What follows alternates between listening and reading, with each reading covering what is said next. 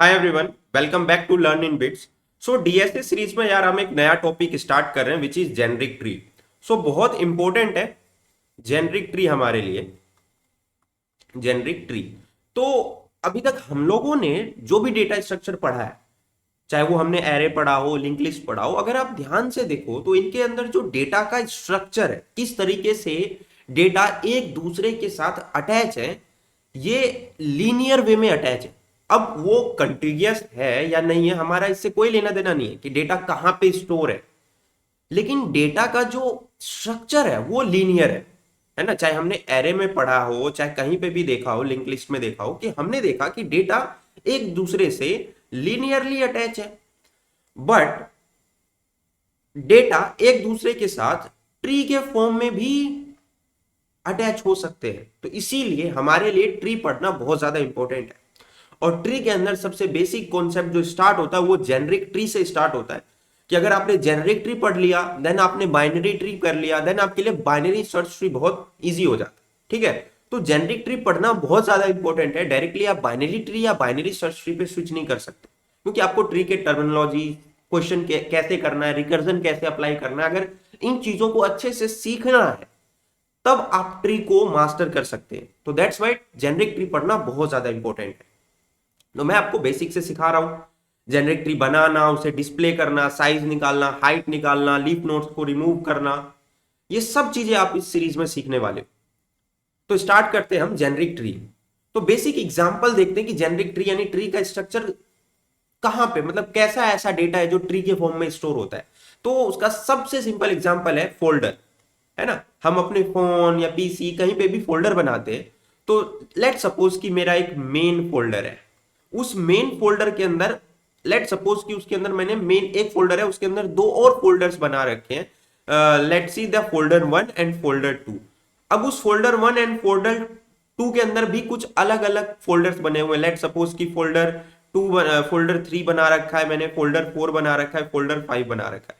Let suppose कि folder 2 के अंदर मेरे पास सॉन्ग नाम का एक फोल्डर बना हुआ है, मूवी नाम का एक फोल्डर बना हुआ है। सॉन्ग के अंदर बहुत सारे सॉन्ग्स हैं, मूवी के अंदर बहुत सारे मूवीज है, फोल्डर 3 के अंदर बहुत सारे उसके सब फाइल्स हैं। सिमिलरली यहाँ पे भी फाइल्स है, यहाँ पे भी फाइल्स है। अगर आप ध्यान से देखो तो फोल्डर का जो स्ट्रक्चर है वो ट्री टाइप का स्ट्रक्चर है। सो दैट्स वाई हमें ट्री पढ़ना बहुत ज्यादा इंपॉर्टेंट।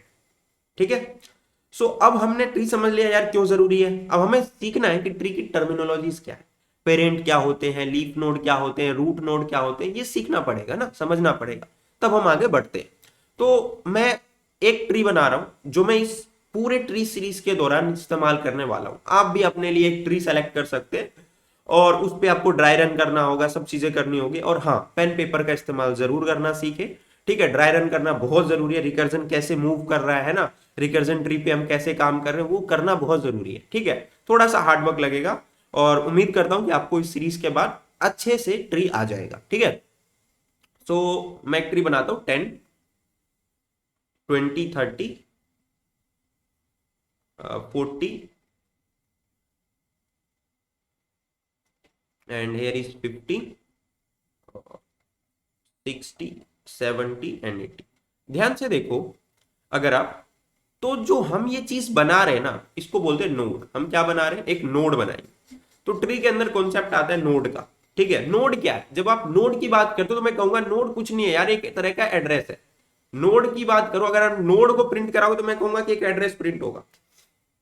तो हर नोड के पास क्या है, मैं कहूंगा हर नोड के पास उसका एक डेटा है। क्या है, हर नोड के पास उसका क्या है, डेटा है। और हर नोड के पास उसके चिल्ड्रन है। हर नोड के पास उसका डेटा है और चिल्ड्रन है। लेट सपोज कि यहां पे जो मैंने 10 बनाया, ये एक तरह का नोड बनाया। इस नोड का जो डेटा है वो 10 है। इस नोड का जो डेटा है वो क्या है, 10 है। और इसके जो चिल्ड्रंस है वो है 20 और 30। जो चिल्ड्रन है वो भी नोड है। ठीक है, वो भी क्या है, नोड टाइप ही है। जो चिल्ड्रन 10 के है वो क्या है, 20 एंड 30। तो नोड के पास तो हम एक क्लास बनाएंगे नोड, उसका दो चीज बनाएंगे। क्या, एक बनाएंगे उसका डेटा इंटीजर टाइप, और एक बनाएंगे उसके चिल्ड्रन। अब चिल्ड्रन कितने हो सकते हैं, हम बाइनरी ट्री या बाइनरी सर्च ट्री तो पढ़ नहीं रहे, जेनरिक ट्री पढ़ रहे हैं। तो यहां पर हर नोड के मल्टीपल चिल्ड्रन हो सकते हैं। क्या हो सकते हैं, मल्टीपल चिल्ड्रन। तो चिल्ड्रन नाम का हम एक एरे लिस्ट क्रिएट कर लेंगे हर नोड के लिए। कि भाई उसके मल्टीपल नंबर ऑफ चिल्ड्रन हो सकते हैं, हमें नहीं पता कितने हो सकते हैं, तो एरे तो ले नहीं सकते, एरे लिस्ट लेना होगा, जितने नंबर ऑफ चिल्ड्रन है हम ऐड करते चले जाएंगे। तो हर नोड के पास एक डेटा और उसका चिल्ड्रन होगा। अब देखो यहां पर एक नोड है और इस नोड के ये क्या है, चिल्ड्रन है। मैं बार बार एक वर्ड बोल रहा हूं, चिल्ड्रन।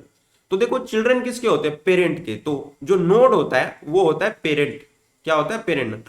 तो हर नोड अपने आप में पेरेंट नोड भी हो सकता है, चिल्ड्रन नोड भी हो सकता है। कैसे, देखो ये 10 है, इस 10 के चिल्ड्रन है 20 एंड 30। तो मैं कह सकता हूं कि 10 जो है वो एक पेरेंट नोड हो सकता है, ठीक है, पेरेंट नोड हो सकता है। और उसके जो चिल्ड्रन है वो क्या है, 20 30। अब 20 जो है वो 10 का चिल्ड्रन है, लेकिन 40 और 50 के लिए वो पेरेंट है। तो हर नोड अपने आप में चिल्ड्रन भी है और पेरेंट भी है। तो जैसे मैंने यहाँ 20 का एग्जांपल लिया, 20 40 एंड 50। तो ध्यान से देखो जो 20 है वो 10 का तो चिल्ड्रन है, because 10 is a parent of 20। And 20 का जो चिल्ड्रन है वो क्या है, 40 और 50। तो 40 और 50 के लिए 20 पेरेंट है, ठीक है, और 10 के लिए 20 चिल्ड्रन है। तो हर नोड अपने आप में पेरेंट भी है और चिल्ड्रन भी है। लेकिन इंपॉर्टेंट है, देखो 40 और 50 के कोई चिल्ड्रन नहीं है, आगे कुछ भी नहीं है ना। तो यहां पर 40 जो है ना वो एक लीफ नोड है। तो यहां पे तीन चीज आई, पेरेंट, चिल्ड्रन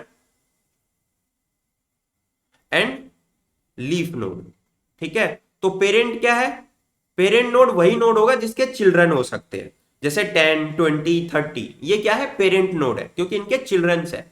लीफ नोड क्या है, जिनके कोई भी चिल्ड्रन नहीं है, 40 50 60 70 80। और चिल्ड्रन क्या है, तो चिल्ड्रन है यहाँ पे 20 30 40 50 60 70 80, ये सभी चिल्ड्रन है एक्सेप्ट 10।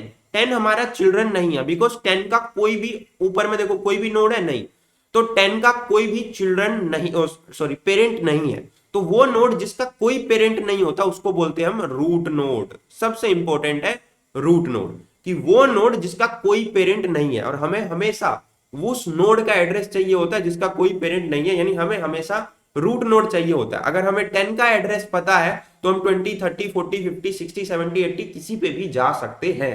तो हम हमेशा रूट नोड पे बात करेंगे। रूट नोड कौन सा नोड होता है, जिसका कोई भी पेरेंट नहीं होता। पेरेंट नोड कौन होता है, जिसके चिल्ड्रंस होते हैं। चिल्ड्रन यहाँ पे आपको पता ही चल गया। लीफ जिनका कोई भी पेरेंट नहीं होता है, ठीक है। हाँ, जिनका कोई भी, सॉरी, जिनका कोई भी चिल्ड्रन नहीं होता उसे हम लीफ नोड कहते हैं। हाँ, थोड़ा जुकाम है तो दैट्स ऐसा हो रहा है। तो ये हमारा कॉन्सेप्ट क्लियर हो गया। नेक्स्ट पार्ट में हम ट्री को क्रिएट करना सीखेंगे, ठीक है, कि किस तरीके से हमें ट्री बनाना है। फिर डिस्प्ले करना सीखेंगे, फिर उसकी साइज, हाइट, लीफ नोड को डिलीट करना, बहुत सारे क्वेश्चन है। तो 1 to 1 हम सीखेंगे। सो उम्मीद करता हूं कि आपको ये सीरीज पसंद आएगा। तो मिलते हैं नेक्स्ट वीडियो में।